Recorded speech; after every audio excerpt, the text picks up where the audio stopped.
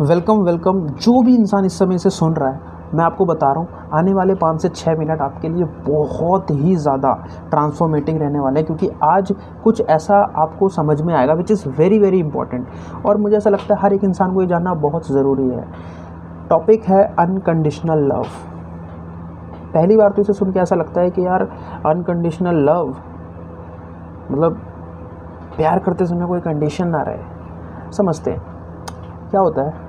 Suppose करो एक baby born हुआ, 2 बच्चे एक साथ बॉर्न होते हैं फिज़िकली अटैच्ड होके, और उनकी दिक्कत क्या होती है कि अगर एक को नहाने जाना है तो दूसरा भी नहाएगा, एक को खेलने जाना है तो दूसरा भी खेलेगा, एक को घूमने जाना है तो दूसरा भी जाएगा। मतलब एक जो काम करेगा दूसरे को भी करना ही पड़ेगा most of the time. That is called physical attachment. ऐसे ही एक और तरीके के अटैचमेंट होती हैं, that is called emotional attachment.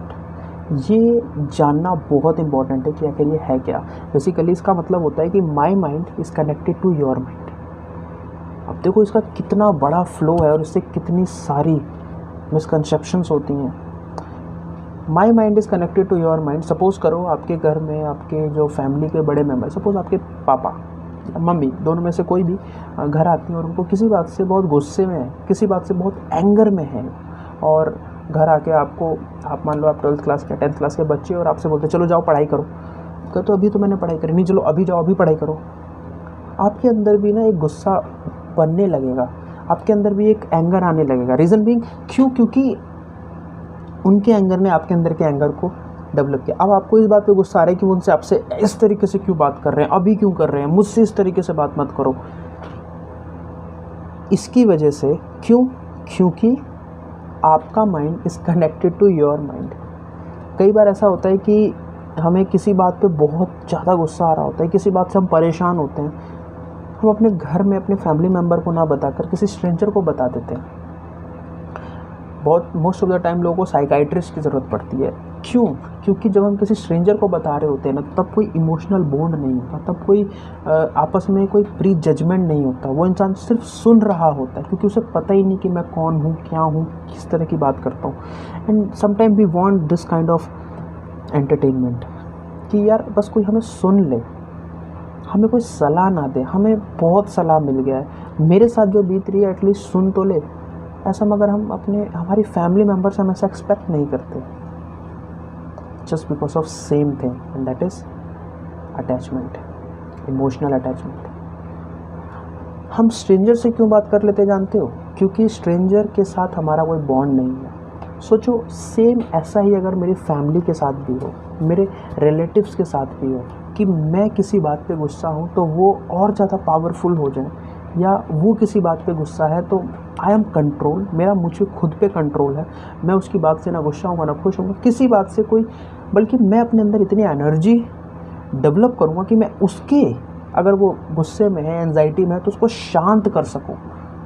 मगर ऐसा तभी हो पाएगा जब आपके साथ उनका कोई इमोशनल अटैचमेंट नहीं होगा, और इसी को कहते हैं अनकंडीशनल लव। जब आप सामने वाले के बिहेवियर के अकॉर्डिंग उसको ट्रीट नहीं करते, बल्कि आप सामने वाले को एज इट इज़ एक्सेप्ट कर लेते हो और उसके साथ वैसा ही ट्रीट करते हो जैसा उसके साथ करना चाहिए, जैसा उसके साथ बिहेव करना चाहिए, जिसकी उसे ज़्यादा ज़रूरत है। If he wants more love, give him more love. If he want more support, give him more support. This is called unconditional love. Now there is one more question. The people will ask कि एकदम से थोड़ी हो जाएगा, आपने बोला और मैं हो जाएगा, एकदम से नहीं होगा। और कुछ लोग बोलेंगे हमसे तो होगा ही नहीं, हम तो कर ही नहीं पाएंगे। एंड इसके लिए भगवद गीता का एक बहुत ही ब्यूटीफुल कोटेशन है जो मैं आपको बताना चाहता हूँ। ना जानी धर्मम नच में प्रवृत्ति, ना जानी अधर्मम नच में निवृत्ति। मतलब श्री कृष्ण दुर्योधन के पास जाते और कहते कि दुर्योधन तुम जो कर रहे हो ये अधर्म है, ये गलत है। दुर्योधन बोलते हैं कि मैंने कब कहा ये धर्म है, मुझे भी डिफरेंस पता है धर्म में और अधर्म में, I know very well. English में नहीं बोला होगा, बट हाँ मतलब उसका यही था। मेरी दिक्कत ये नहीं है, मगर माधव मेरी दिक्कत ये नहीं है कि मैं धर्म और अधर्म में मेरे को डिफरेंस नहीं पता, बट मेरे अंदर एक ऐसा फोर्स, एक पावर है जो मुझे कंट्रोल करके रखता है।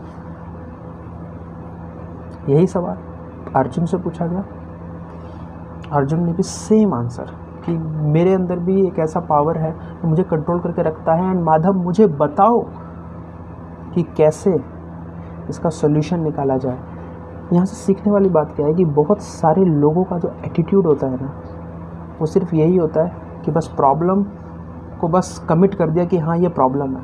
प्रॉब्लम को जस्टिफाई करने से प्रॉब्लम का सॉल्यूशन थोड़ी निकलता है कि बस प्रॉब्लम को मान लिया हाँ भाई मेरे साथ ये प्रॉब्लम है, बल्कि sometime you have to put question to the problem to find the solution. हमें प्रॉब्लम पे ही कुछ क्वेश्चंस करने पड़ेंगे तब जाके उसका सॉल्यूशन निकल पाए। अब मैं अगर आपको बोलूँ कि ये पावर आपके हाथ में है कि you have to cut the door, cut the thread in between your minds, कि यार मेरे को फ़र्क नहीं पड़ता सामने वाला क्या सोचता है, मेरे को फ़र्क नहीं पड़ता सामने वाला गुस्से में है या बुरे में, I will behave in that way, in the way which he deserves. मैं और किसी अलग तरीके से बिहेव नहीं करूँगा कि उसके गुस्सा होने पर मैं भी गुस्सा हो जाऊँ, उसके प्यार से बात करने पर मैं प्यार से बात करूँ, उसके एंजाइटी होने पर मुझे भी एंजाइटी होने लगे, उसके डिप्रेस होने पर मैं भी डिप्रेस हो जाऊँ। Not at all.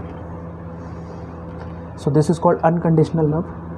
कभी भी अगर कभी ऐसी सिचुएशन आए ना, इस वीडियो को दोबारा सुनना, बार बार सुनना, तब तक जब तक कि आपको इसका मेन कॉन्सेप्ट समझ में ना आए। इसका मेन कॉन्सेप्ट ये है कि आपके हाथ में वो पावर है कि आप इस बॉन्ड को ख़त्म करो। यार लव ख़त्म करने की बात नहीं कर रहा, रिस्पेक्ट ख़त्म करने की बात नहीं कर रहा, बट ये जो मेंटली कनेक्शन है ना, उसमें भी सिर्फ गलत चीज़ों का कनेक्शन है, उसे ख़त्म करने की बात कर रहा हूँ। Thank you so very much, thank you so much for listening me.